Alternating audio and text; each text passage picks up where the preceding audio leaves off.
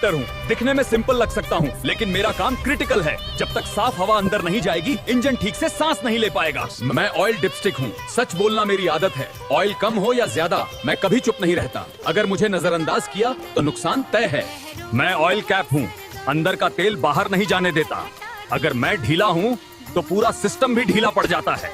मैं बैटरी हूँ, बिना आवाज के जान देता हूँ। स्टार्ट से लेकर पूरे सिस्टम तक सब मुझ पर ही डिपेंड करता है। मैं कमजोर हुआ तो सब बंद। मैं ऑयल फिल्टर हूँ। मैं गंदगी को रोकता हूँ। तेल तभी काम का होता है जब वो साफ हो। अगर मैं नहीं हूँ तो घिसाव शुरू और फिर नुकसान तय।